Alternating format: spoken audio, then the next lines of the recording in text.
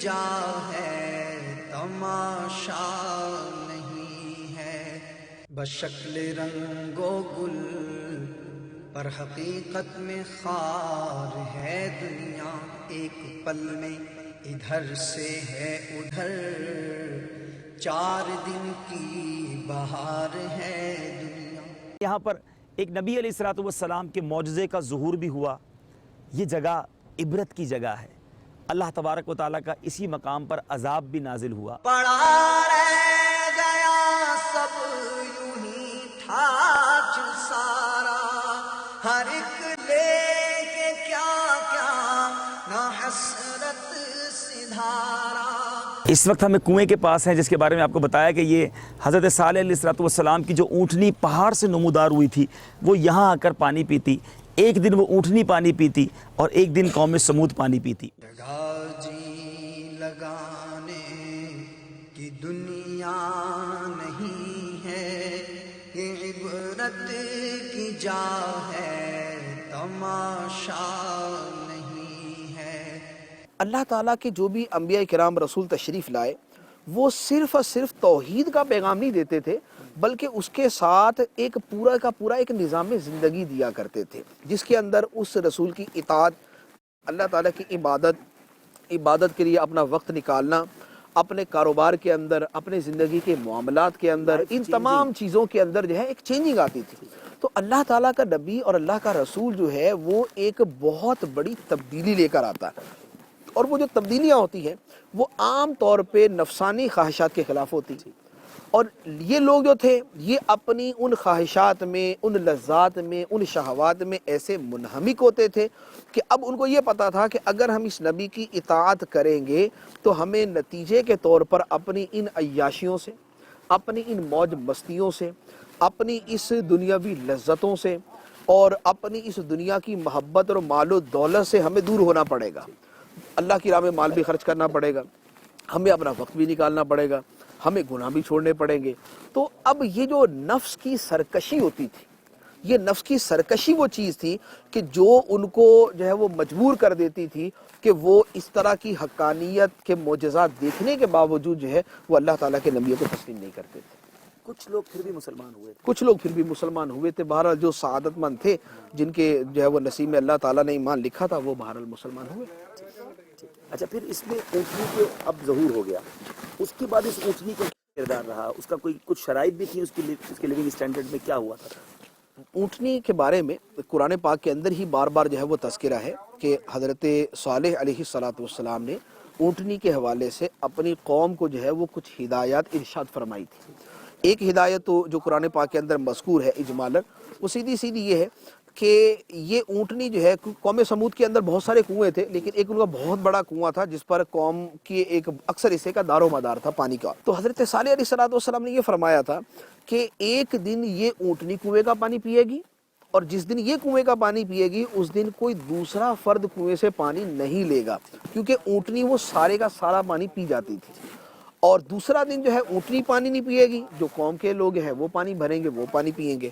تو یہ حضرت صالح علیہ السلام نے اس کے بارے میں فرمایا، اور ساتھ ہی یہ بھی فرما دیا کہ یہ کوئی معمولی چیز نہیں ہے، یعنی یہ کوئی ایک ایسا کوئی درمیانہ سا کام نہیں ہے کہ بھئی تم اگر اس کی پیروی کر لو گے تو ٹھیک ہے، نہیں کر لو گے تو بھی جو ہے نا کوئی اتنا بڑا حرج نہیں ہے، بلکہ چونکہ یہ اونٹنی ایک عظیم معجزہ ہے اور اللہ تعالیٰ نے تمہاری آزمائش کے لیے اس کو جو ہے وہ یہاں پر جو ہے وہ بھیجا ہے، لہذا اس کے حوالے سے محتاط رہنا۔ قرآن پاک کے اندر سورۃ الشمس کے اندر اللہ تعالیٰ نے ارشاد فرمایا، فقال لهم رسول اللہ ناقۃ اللہ وسقیاها، کہ قوم سے اللہ کے رسول نے فرمایا کہ اللہ کی اونٹنی، ناقۃ اللہ، اللہ کی اونٹنی اور اس کے پانی پینے کے باری کے دن کے بارے میں محتاط رہنا۔ تو یہ بطور خاص ان کو کہہ دیا گیا۔ اب یہاں پر دو چیزیں، ایک تو اس اونٹنی کا شرف اور اس اونٹنی کی عظمت کا بھی بیان ہے اس کے اندر کہ اسے اللہ کی اونٹنی قرار دیا گیا۔ ہر چیز اللہ تعالیٰ کی ہے، لیکن کسی شے کی نسبت بطور خاص اگر اللہ تعالیٰ کی طرف کی جاتی ہے تو یہ اس کی شرف اور اس کی عظمت ہے، جیسے بیت اللہ، اللہ کا گھر۔ خانہ کعبہ کو کہا جاتا ہے، بیوت اللہ مسجدوں کو اللہ تعالیٰ کا گھر کہا جاتا ہے. تو جو چیزیں بطور خاص کوئی عظمت اور شرف اور بزرگی رکھتی ہیں ان کی نسبت اللہ تعالیٰ کی طرف کی جاتی ہے. تو اسی لیے اس اونٹنی کی نسبت جو ہے وہ اللہ تعالیٰ کی طرف کی گئی. اور صالح علیہ السلام نے فرما دیا کہ اس اونٹنی کے بارے میں محتاط رہنا اور اس کے پانی پینے کی باری کے دن کے بارے میں محتاط رہنا، کہ ایسا نہ ہو کہ اس کی خلاف ورزی کرنے کی وجہ سے جو ہے تم پر اللہ تعالیٰ کا عذاب آ جائے. لیکن پھر وہ قوم نے وہی کیا جو ان کی سرکشی تھی، جو ان کا تھا کہ انہوں نے ایسا بھی تھا نا مطلب کہ جس دن قوم پانی پیتی تھی اس دن اونٹنی نہیں پیتی تھی. اور کتابوں میں لکھا کہ اونٹنی ایک دن پانی پیے دوسرے دن نہ پیے، اور ایک دن میں اتنا پیے کہ سارا پی جائے. اور جس دن اونٹنی پانی پیتی اس دن کوئی اور چرند پرند جانور اس کنویں تک نہیں آتے تھے، یعنی وہ بھی رکے رہتے تھے. یہ بھی ایک معجزے کا ایک پارٹ کہہ سکتے ہیں، اس کا ظہور کہہ سکتے ہیں. اچھا پھر یہ بھی تھا کتابوں میں، صاحب ضرور اس کی وضاحت فرمائیں کہ جس دن اونٹنی پانی پیتی تو لوگ کیا پیتے؟ اونٹنی کے بارے میں دوسری چیز وہ یہ تھی کہ جس دن اونٹنی پانی پیتی تھی اور قوم کے پاس اس دن پانی جو ہے وہ کنویں نکالنا نہ ہوتا تھا ان کو، تو اس دن اونٹنی دودھ دیا کرتی تھی، اور اتنی کثیر مقدار کے اندر دودھ دیتی تھی کہ وہ قوم کی سیرابی کے لیے وہ کافی ہوا کرتا تھا. پانی کی جگہ دودھ بھی مل رہا ہے، اللہ کا امتحان ہے، اللہ کی طرف سے امتحان ہے، یہ بھی نبی علیہ السلام نے بتا دیا. لیکن پھر بھی قوم پر یہ بھاری پڑنے لگا کہ یہ ایک دن بھی پانی کی بندش کیوں. اور اس کے بعد اس اونٹنی کے ساتھ سب کیا کیا؟ ہاں، اونٹنی کے بارے میں اب چونکہ وہ اس طرح کی پابندیاں ان کے نفس کے اوپر شاق تھی کہ بھئی ہم جو ہے وہ اپنے علاقے سے پانی نہ بھرے، یہ کیسے ہو سکتا ہے. تو اب انہوں نے آپس کے اندر منصوبہ بنایا کہ بھئی ہم جو ہے نا اس اونٹنی ہی کو قتل کر دیتے ہیں، مار دیتے ہیں. تو اب اس کے بارے میں قرآن پاک میں متعدد مقامات و اس کی متعدد تفصیلات جو ہے وہ بیان کی گئی. تو ایک جگہ فرمایا گیا کہ وَكَانَ فِي الْمَدِينَةِ تِسْعَةُ رَهْطٍ يُفْسِدُونَ فِي الْأَرْضِ، کہ قوم کے اندر جو ہے 9 افراد ایسے تھے جو فسادی تھے، جو زمین پہ فساد برپا کرتے تھے. ان لوگوں نے منصوبہ بنایا کہ اس اونٹنی کو قتل کر دیا جائے. اونٹنی قتل کر دیں گے تو ہماری یہ جو باریاں مقرر ہیں پانی کی یہ ختم ہو جائے گی اور ہمیں پانی جو ملنا شروع ہو جائے گا. چنانچہ انہوں نے یہ منصوبہ بنایا. تو اب اس کے لیے کوئی ہمت نہیں کرتا تھا کہ یہ جرأت کرے. لیکن پھر جو ہے وہ ایک عورت کو تیار کیا گیا، اس عورت نے اپنے آپ کو پیش کیا اور ایک اور عورت کو پیش کیا، یعنی 2 عورتوں نے مل کر اپنے جال میں پھنسا کر ان لوگوں کو تیار کیا کہ ہم اپنے آپ کو تمہارے حوالے کر دیں گے اگر تم اس اونٹنی کو شہید کر دو، قتل کر دو. تو اس کے اوپر جو ہے پھر ایک کدار نام کا آدمی تھا اور اس کے ساتھ بقیہ افراد تھے، یہ تیار ہوئے اور انہوں نے پھر اونٹنی کو قتل کرنے کا منصوبہ بنایا. چنانچہ اس کو بھی پھر قرآن پاک کے اندر بیان کیا گیا. اور یہ شخص کہ جس نے حضرت صالح علیہ السلام کی اونٹنی کو شہید کیا، قرآن پاک نے اس کے بارے میں بیان فرمایا کہ یہ قوم کا بدبخت ترین آدمی تھا کہ جس نے اللہ تعالیٰ کے نبی کی اعلانیہ نافرمانی کی اور اس کے ساتھ اللہ تعالیٰ کے ایک عظیم معجزے کو جو ہے اس نے جو ہے نا وہ چیلنج کیا. تو قرآن پاک کے اندر ہے کذبت ثمود بطغواها اذ انبعث اشقاها، کہ قوم ثمود نے اپنی سرکشی کی وجہ سے حضرت صالح علیہ السلام کو جھٹلایا جب ان کا بڑا بدبخت کھڑا ہوا اور اس نے جو ہے وہ قتل کرنے کا ارادہ کیا. تو اس کے بعد فرمایا کہ پھر حضرت صالح علیہ السلام نے فرمایا فقال لهم رسول اللہ ناقۃ اللہ وسقیاها، کہ اللہ تعالیٰ کی اس اونٹنی اور اس کی باری کے دن کے بارے میں محتاط رہنا. لیکن قرآن پاک کے اندر فکذبوہ، قوم نے حضرت صالح علیہ السلام کو جھٹلایا، فعقروها، اور اونٹنی کی کونچیں کاٹ دی. کونچیں یعنی اس کی جو پنڈلیوں کی پیچھے والے جو موٹے پٹھے ہوتے ہیں اس کو کونچیں کہا جاتا ہے، اس کو کاٹ دیا، جس کے نتیجے میں جو ہے وہ اونٹنی زمین پر گری اور خون بہہ بہہ کر وہ شہید ہو گئی. لیکن چونکہ اللہ تعالیٰ کے نبی کی سری نافرمانی کی معجزے کے ساتھ جو ہے نا یہ ایک استہزاء تھا اور اس کی سری مخالفت تھی، تو اب اللہ تبارک و تعالیٰ کا عذاب ان کے اوپر نازل ہوا اور فرمایا کہ فَدَمْدَمَ عَلَيْهِمْ رَبُّهُمْ بِذَنبِهِمْ فَسَوَّاهَا، اللہ تعالیٰ نے ان پر اپنے عذاب کو برسایا، فَسَوَّاهَا، اور ان کو برابر کر کے رکھ دیا، ان کو نیست و نابود کر دیا، ملیا میٹ کر دیا اور ان کو تباہ و برباد کر دیا. وَلَا يَخَافُ عُقْبَاهَا، اور اللہ تعالیٰ کو ان کے بدلے کا ڈر نہیں کہ یہ کو اللہ تعالیٰ سے بدلہ لے سکتے ہیں. تو یہ قرآن پاک کے اندر یہ واقعہ بیان فرمایا گیا اور بھی اس کے علاوہ بہت ساری صورتوں کے اندر اس کو بیان کیا گیا. تو پھر جو ہے وہ قوم کے اوپر عذاب آیا، ان کا عذاب مختلف صورتوں کے اندر بیان کیا گیا. اس کے لیے الفاظ مختلف ہیں. کسی جگہ تو ہے کہ فَأَخَذَتْهُمُ الرَّجْفَةُ، ان کو رجفہ نے آ لیا. رجفہ کا مطلب ہے زلزلہ، کہ زلزلے نے ان کو آ کے پکڑ لیا. ایک جگہ ہے کڑک اور چمک.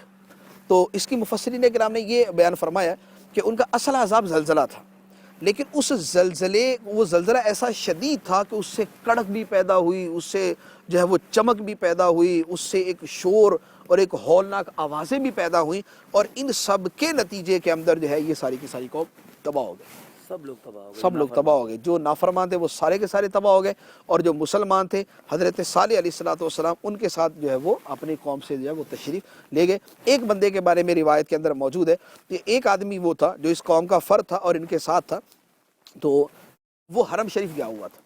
تو اب چونکہ حدود حرم جو ہے یہ امن کی جگہ ہے، اللہ تعالیٰ نے اس کو امن کی جگہ بنایا ہے، تو جب تک وہ حدود حرم کے اندر رہا اس پر عذاب نہیں آیا.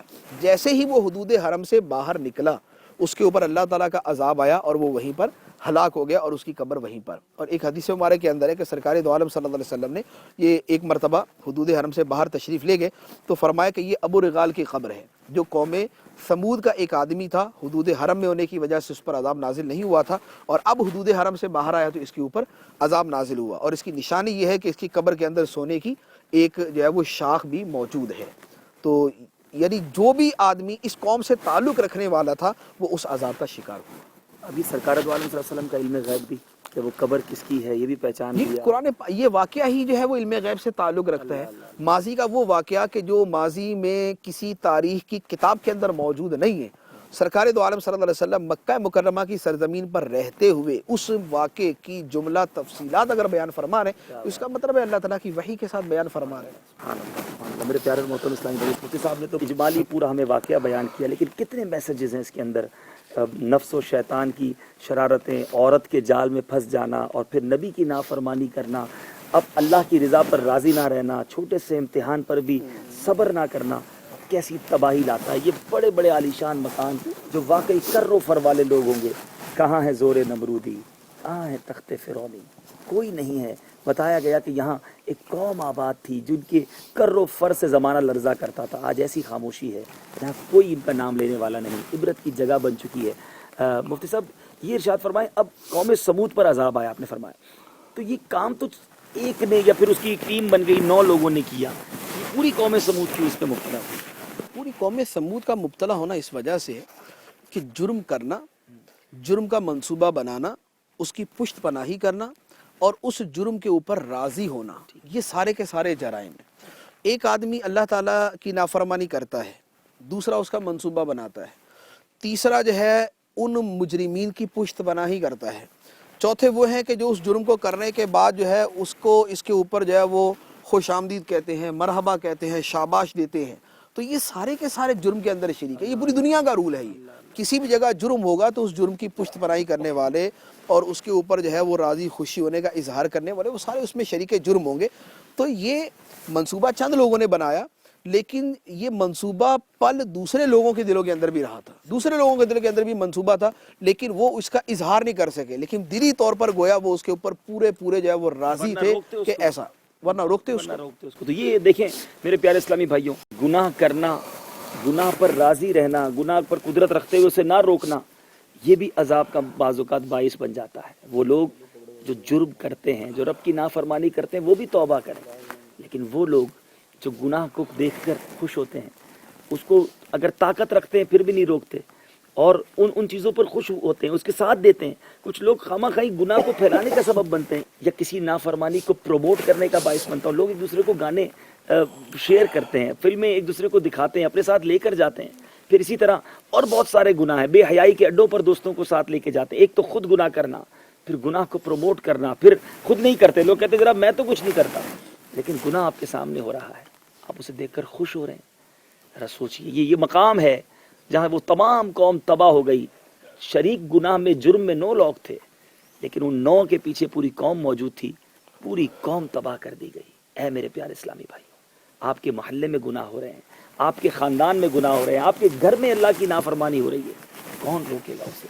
کیا آپ دل میں بھی برا جانتے ہیں یا نہیں جانتے؟ دعوت اسلامی کا یہی تو پیغام ہے کہ مجھے اپنی اور ساری دنیا کے لوگوں کی اصلاح کی کوشش کرنی. آئیے دعوت اسلامی والوں کے دست و بازو بنیے اور ہم مل جل کر انشاءاللہ شیطان کے خلاف ایسی جنگ کریں اور گناہوں کی اس سیلاب کو، اللہ کی نافرمانی کے سیلاب کو روکنے کی کوشش کریں. کہیں ایسا نہ ہو کہ ہم سے بھی رب ناراض ہو جائے اور ہم سے جو برکتیں ہیں، ہم تو جو عافیتیں ہیں وہ منہ موڑ لیں اور ہم بھی تباہی کی طرف نہ چلے جائیں. یہ وہ قوم ہے جو چلی تو گئی ہے لیکن ہم پر ایک میسج چھوڑا ہوا ہے. مفتی صاحب اس پورے واقعے کو آپ نے تو ماشاءاللہ کئی آیتوں کو ڈیفائن کیا، لیکن اگر پورے واقعے کو کوئی کہیں پڑھنا چاہے قرآن پاک میں تفصیل کے ساتھ تو وہ کن آیتوں کا مطالعہ ہے، کس صورت کا مطالعہ کرے؟ اصل میں ویسے تو میں نے عرض کیا نا کہ بہت ساری صورتوں میں ہے، تو اس میں اب یہ ہے کہ سورہ ہود ہے، سورہ یونس ہے، اور سورۃ الحجر ہے، سورہ اعراف میں بھی سورہ آراف کے اندر بھی ہے. سب سے پہلے وہاں سورہ آراف کے اندر جو ہے پورا رکوع جو ہے وہ اس کے اوپر بیان فرمایا گیا. مفتی صاحب اب آتے ہیں وہ اونٹنی کا تو انتقال ہو گیا، اونٹنی کو انہوں نے شہید کر دیا، پھر عذاب کی صورت بنی. آپ نے بتایا کہ وہ زلزلہ آیا، اور ایک قرآن پاک کی آیت سے بھی آپ نے بتایا. میرے پاس کچھ تفصیل موجود ہے کہ اونٹنی کا بچہ بھی میرے پیارے اسلامی بھائیوں تھا، اور اب یہ بچہ جب اپنی اس نے ماں کو دیکھا کہ اس طرح بے دردی کے ساتھ کاٹ دیا گیا ہے تو وہ پہاڑوں کی طرف چلا گیا. حضرت صالح علیہ السلام کو جب اس بچے کو ملے حضرت صالح علیہ السلام تو وہ رونے لگا، اور پھر اس بچے نے 3 بار گویا فریاد کی، 3 بار آواز نکالی، اور پھر وہ پہاڑ کے اندر غائب ہو گیا. اور یہ 3 بار آواز نکالنا گویا اس بات کی نشانی تھا کہ 3 دن کے بعد عذاب آئے گا. حضرت صالح علیہ السلام نے اپنی قوم سے کہا 3 دن تک اپنی نعمتوں سے لطف اندوز ہو جاؤ، اس کے بعد رب کا عذاب آ جائے گا. وہ لوگ مذاق اڑانے لگے کہ ابھی کیوں نہیں آ جاتا، اگر آپ کچھ بگاڑ سکتے ہیں ہمارا، آپ کا رب کچھ ہمارا بگاڑ سکتا ہے تو ابھی ہو جائے. یعنی اتنے نڈر ہو چکے تھے، اونٹنی کاٹنے کے بعد ان کے حوصلے مزید بے باکی بڑھ چکی تھی. حضرت صالح علیہ السلام نے کہا کہ کل یعنی پہلے دن نشانی یہ ہوگی کہ تمہارے چہرے زرد ہو جائیں گے، دوسرے دن نشانی یہ ہوگی کہ تمہارے چہرے سرخ ہو جائیں گے، نشانی یہ ہوگی کہ تمہارے چہرے سیاہ ہو جائیں گے. یہ کہہ کر اپنی قوم سے اب آپ مایوس ہو چکے. جو آپ کے ساتھ مسلمان تھے، جو آپ پر ایمان لائے تھے، آپ انہیں لے کر یمن کی طرف تشریف لے گئے. اور پھر تاریخ نے ایسا ہی دیکھا کہ پہلے دن وہ چہرے زرد ہو گئے. اب قوم خوفزدہ تو ہوئی، لیکن اب توبہ قبول ہونے کا وقت نہ تھا. پھر ان کے چہرے سرخ ہو گئے، لال ہو گئے، ایسا لگتا تھا جیسے خون ان چہروں پر مل دیا گیا ہے. اور تیسری جو صبح آئی تو چہرے سیاہ ایسے ہو گئے جیسے چہروں پر تار کول مل دیا گیا. اور پھر مفتی صاحب نے جیسے فرمایا کہ ایک شدید زلزلہ، ایک چنگھاڑ، ایک شور مچا، اور اس کے بعد وہ قوم نیست و نابود ہو گئی. اے میرے پیارے اسلامی بھائیوں اور مدنی چینل کے ناظرین، ہم نے قوم سمود کا واقعہ سنا. قرآن پاک میں یہ واقعہ تفصیل سے موجود ہے. اب آخر میں آپ سب سے گزارش کروں گا کہ اس سلسلے سے آپ نے کیا میسج قبول کیا. ہم سب کو یہ میسج لینا چاہیے کہ ہمیں اپنی رب کی رضا پر راضی رہنا ہے. اس کی نافرمانی والے کام نہ خود کرنے، نہ ان کو سپورٹ کرنا ہے، نہ ان کاموں پر خوش ہونا ہے. یاد رکھیے جہاں نافرمانیاں ہوتی ہیں، جہاں گناہ بہت زیادہ ہوتے ہیں، وہاں نحوست اور بے برکتی کا نزول ہوتا ہے. ہمیں ان لوگوں کے قریب بھی نہیں جانا چاہیے. ہمیں اپنی صحبت، ہمیں اپنی دوستیاں، ہمیں اپنی گیدرنگز نیک لوگوں کے ساتھ کرنی چاہیے، ورنہ کہیں ایسا نہ ہو کہ برے لوگوں کی صحبت بھی ہماری تباہی اور بربادی کا باعث بن جائے. اس مقام پر ہم اپنے رب سے دعا گو، یا اللہ، ہو سکتا ہے اس وقت میرے ساتھ مدنی چینل کے لاکھوں لاکھ ناظرین بھی دعا میں شامل ہو سکے تو آپ بھی ہاتھ اٹھائیے کہ اللہ تبارک و تعالی ہمیں دنیا اور آخرت پریشانیوں سے محفوظ فرمائے، ہمیں اپنے عذاب سے یہاں بھی بچائے اور آخرت میں بھی محفوظ فرمائے، ہمیں زوال نعمت سے بچائے، ہمیں عافیتوں کے پھر جانے سے بچائے. اللہ تبارک و تعالی ہم سب کو اپنی حفظ و امان میں رکھے، ہمیں دنیا اور آخرت کی پریشانیوں سے محفوظ فرمائے، کسی امتحان میں مبتلا نہ فرمائے، اور ہماری جو نافرمانیاں ہیں، جو کوتاہیاں ہیں، جو بے باکیاں ہیں، مولا کریم ہمیں اس سے بھی نجات عطا فرمائے. ہمیں اچھی زندگی، اپنی فرما برداری والی زندگی گزارنے کی توفیق عطا فرمائے. عورتوں کے اور ان بے حیا عورتوں کے جو فریب ہیں، اللہ تعالیٰ نفس و شیطان کے جو فریب ہیں، ان سب سے بھی ہمیں محفوظ فرمائے. بس اپنی فرما برداری والی زندگی عطا فرمائے. اے مولا، یہ قوم تیرے عذاب کا شکار ہوئی، ہم تیرے حبیب کے غلام ہیں. اے مولا، اپنے حبیب پاک صلی اللہ تعالیٰ علیہ وسلم کے صدقے ہم پر کبھی عذاب نازل نہ فرمانا، ہمیں کبھی امتحان میں مبتلا بھی نہ کرنا. ہم گناہ گار ضرور ہیں مولا، تیرے نافرمان ضرور ہیں مالک، مگر تیرے باغی نہیں ہیں، تجھ کو اپنا رب مانتے ہیں، تیرے نبی پر ہمارا ایمان ہے، ان سے بڑا پیار ہے مولا. گناہ گار ہیں، تیرے دربار میں توبہ بھی کرتے ہیں، ہماری توبہ بھی قبول فرما. اور رب کریم ہمیں اپنے فرما بردار، اپنے پرہیزگار، اپنے سجدہ گزار، اپنے شکر گزار بندوں میں شامل فرما لے، ہمیں نافرمانوں کی فہرست سے باہر نکال دے. آمین بجاہ نبی الامین صلی اللہ تعالی علیہ وسلم. صلو علی الحبیب صلی اللہ تعالی علی محمد صلی اللہ علیہ وسلم. جگہ جی لگانے کی دنیا نہیں ہے، عبرت کی جا ہے تماشا